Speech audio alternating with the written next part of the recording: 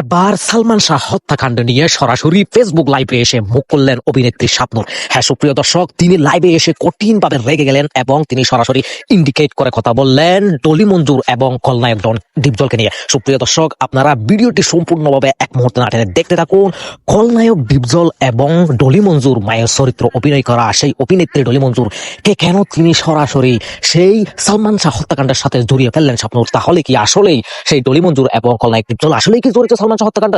30 বছর পর এগুলা কি বেরিয়ে আসছে সুপ্রিয় দর্শক। কিন্তু শাবনূর এতদিন কেন এই কথা গোপন করেছিল? বিস্তারিত জানতে সম্পূর্ণ ভিডিও দেখতে থাকুন। তোমাদের কাছে আমি বললাম যে এইভাবে কেউ কাউকে, এই জন্য মনে হয় হ্যাক মানে হয়ে যাচ্ছে, হ্যাং হয়ে যাচ্ছে ফোনটা। সো কেউ কেউ যদি কাউকে পছন্দ না করে এভাবে আসলে মানে উচিত না। আমার মনে হয় যে কারোরই উচিত না। ঢালিউডের স্বপ্নের নায়ক খ্যাত সালমান শাহ হত্যা মামলার রহস্য উন্মোচনে এবার নতুন তথ্য দিলেন মা নীলা চৌধুরী। ছেলে হত্যার বিচার পেতে এবার খল অভিনেতা ডিপজল, অভিনেত্রী ডলি জহুর ও চলচ্চিত্র শিল্পী সমিতির বর্তমান সভাপতি আরেক খল অভিনেতা শিবা শানুর দিকে তীর ছুড়েছেন তিনি। আমি ওগুলিতে যাব না। আমার ছেলে মারা গেছে, আমার স্বামী নাই, আমি বাদী, আমার মামলা চলবে, আমি দাবি জানাচ্ছি। সুপ্রিয় দর্শক, ফাফ বাদ কেউ ছাড়ে না, এমন একটা কথা আছে। সুপ্রিয় দর্শক, সত্যের মৃত্যু নেই। অবশেষে সত্য বেরিয়ে এলো সেই সালমান শাহ হত্যাকাণ্ডের আসল রহস্য। সুপ্রিয় দর্শক, এত বছর যাবৎ মানুষ বিশ্বাস করত সেই সুপারস্টার সালমান শাহ আত্মহত্যা করেছিল, কিন্তু সেটা মিথ্যে ছিল। সত্য বেরিয়ে এলো, 3 জনের চক্রান্ত করে, অর্থাৎ সামিরা হকের পরিবার ষড়যন্ত্র করে ডনের মাধ্যমে ডনকে 12 লক্ষ টাকা দিয়ে সেই সুপারস্টার সালমান শাহকে হত্যা করা হয়েছিল। সুপ্রিয় দর্শক, ঠিক এই কথাটাই প্রায় 30 বছর যাবৎ সালমান শাহর মা বলে আসছিল। সুপ্রিয় দর্শক, তাহলে চলুন আমরা সেই ভিডিওর অংশ বিশেষটা দেখে আসি, অর্থাৎ বিস্তারিত আলোচনাটা দেখে আসি। আমি আর কথা বাড়াচ্ছি না, আপনাদের কাছে একটা জিনিস রিকোয়েস্ট করবো, আমাদের চ্যানেলটি অবশ্যই সাবস্ক্রাইব করবেন। আমাদের আর কিছু চ্যানেল সাবস্ক্রাইবারের জন্য আমরা বেঁচে আছি। সুপ্রিয় দর্শক, অবশ্যই তাহলে চলুন বিস্তারিত ভিডিওটি দেখে আসি। হ্যালো এভরিওয়ান, তোমরা সবাই কেমন আছো?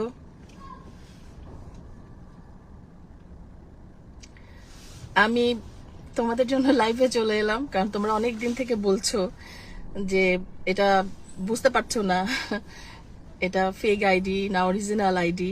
অ্যাকচুয়ালি এটাই হচ্ছে আমার পেজ। এই জন্য আমি এই পেজ থেকে তোমাদের সামনে এসেছি। আর তোমরা তো জানোই যে অরিজিনাল পেজ ছাড়া কখনো লাইভে আসা যায় না, অরিজিনাল আইডি ছাড়া কখনোই লাইভে আসা যায় না। তো এটা আমারই পেজ, সবকিছুই আমার। আমি তোমাদের ভালোবাসার জন্যই আসলে বেঁচে আছি। আমি তোমাদের একটু ভালোবাসা পাওয়ার জন্যই আসলে আমি কাজ করে যাচ্ছি।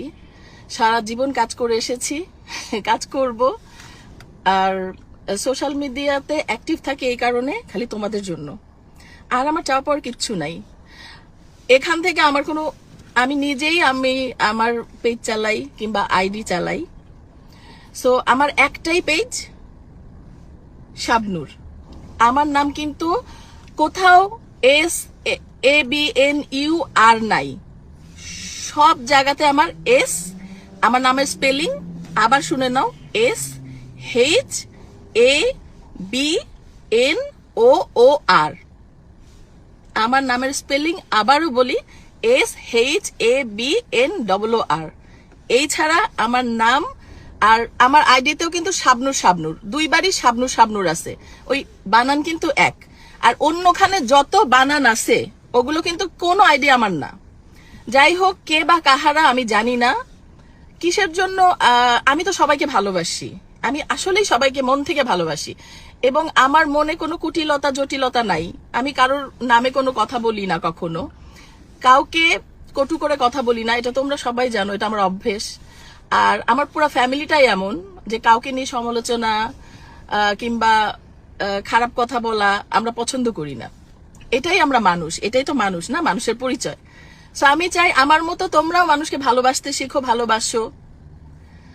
আর কি বলবো, অনেক মানুষ জয়েন করেছে। সত্যি আমি যদি পড়তে পারতাম এখন, আমি সবাইকে এক একটা করে পড়ে ধন্যবাদ দিতাম। তো সবাইকে আমি একসাথে ধন্যবাদ দিয়ে ফেলছি আর কি। সো সবাই আমার জন্য দোয়া করবা। আর আমি তোমার এখানে আমার তো আমার এখানে আমি হচ্ছে তোমাদের সবকিছু লিংক দিয়ে দিব, আমার কোনটা অরিজিনাল।